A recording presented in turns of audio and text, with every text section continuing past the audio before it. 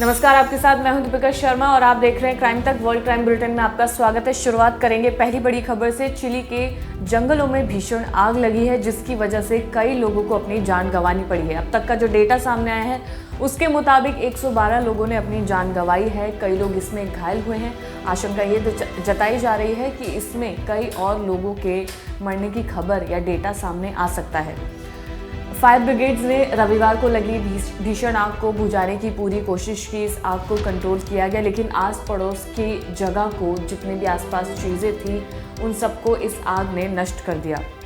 राष्ट्रपति Gabriel boric ने चेतावनी दी है कि देश को बहुत बड़ी त्रासदी का सामना करना पड़ रहा है। अधिकारियों का कहना है कि इस आग में सैकड़ों लोग अभी भी लापता हैं। ये आशंका जताई जा रही है कि मरने वालों की संख्या अभी और भी बढ़ सकती है। ये भी आशंका जताई जा रही है कि पहाड़ियों और जंगलों की आग से तबाह हुए घरों पर और अधिक शव पाए जा सकते हैं, यानी कि लोगों के मरने का जो डेटा है वो अभी और बढ़ सकता है, क्योंकि आग बहुत ज़्यादा भीषण लगी थी। इसमें कई लोग घायल भी हुए हैं, जिन्हें रेस्क्यू किया जा रहा है, हॉस्पिटल पहुंचाया जा रहा है।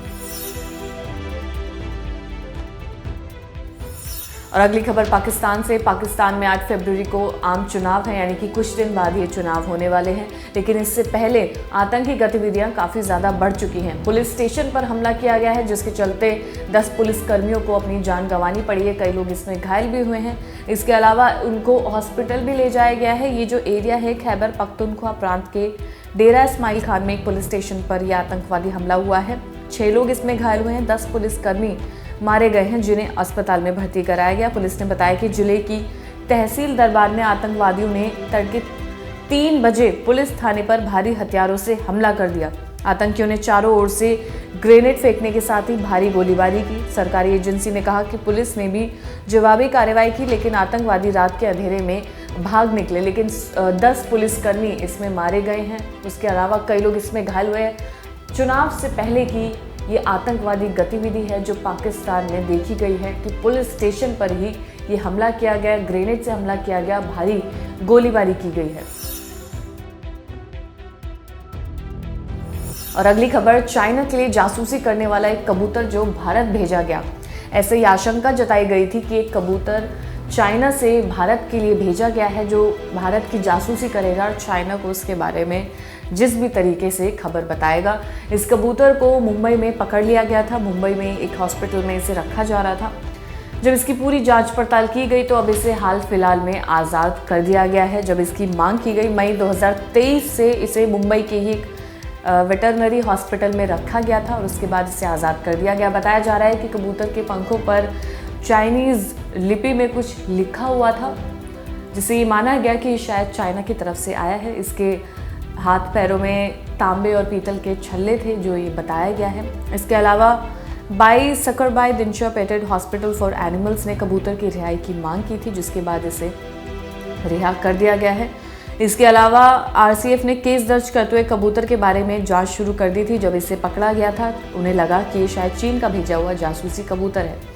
इस दौरान कबूतर को मुंबई के एक वेटरनरी हॉस्पिटल में रखा गया, जहाँ उसके खाने पीने का पूरा ख्याल रखा गया था। लेकिन जब जांच पड़ताल की गई, जब पता चला कि इससे कोई खतरा नहीं है, तब इसे कबूतर को खुले आसमान में आज़ाद कर दिया गया।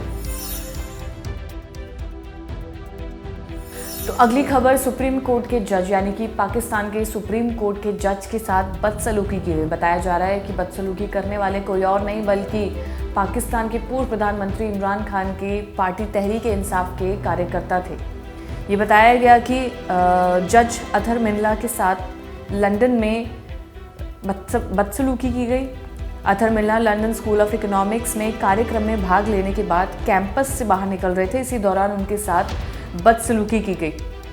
इस कार्यक्रम का आयोजन पाकिस्तान के कुछ छात्र थे वो कर रहे थे। रिपोर्ट के मुताबिक व्हाट्सएप ग्रुप में कार्यकर्ताओं से कार्यक्रम में शामिल होने और जज से सवाल पूछने की अपील के बाद लगभग 1 दर्जन पीटीआई कार्यकर्ता उस क्षेत्र में पहुंचे थे। जज के साथ धक्का मुक्की करने वालों में से कुछ पीटीआई कार्यकर्ता थे, जिन्होंने इमरान खान को दोषी ठहराने को लेकर विश्वविद्यालय में जज हुमायूं दिलावर का पीछा किया था। तो ये वही कार्यकर्ता थे जिन्होंने अब फिर से दोबारा से सुप्रीम कोर्ट के जज के साथ, पाकिस्तान के जो जज हैं उनके साथ ये बदसलूकी की है। जब वो एक इवेंट अटेंड करने के लिए लंदन में पहुंचे हुए थे, वहाँ पे इनके साथ ये बदसलूकी की गई है।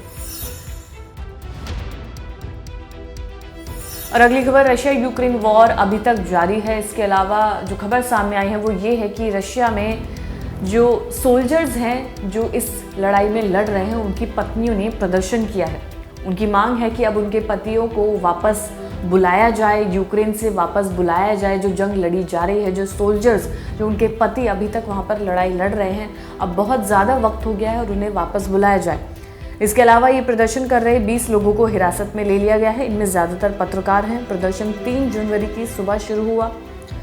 रूस यूक्रेन जंग के 500वें दिन सैनिकों के परिजन रूसी राष्ट्रपति भवन क्रेमलिन के बाहर सैनिकों की याद में बनाए गए स्मारक tomb of the unknown soldier पर जमा हुए थे।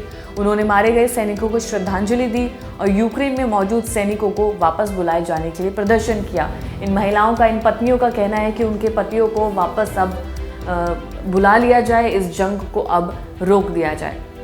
जंग कब रुकेगी इस बात का तो अभी कोई अनुमान लगाया नहीं जा सकता है, लेकिन जो उनकी पत्नियां हैं, जो उनके परिवार हैं, वो काफ़ी ज़्यादा इससे परेशान हो रहे हैं। और फिलहाल इस वर्ल्ड क्राइम बुलेटिन में इतना ही। ताज़ा खबरों के लिए देखते रहिए क्राइम टाइम।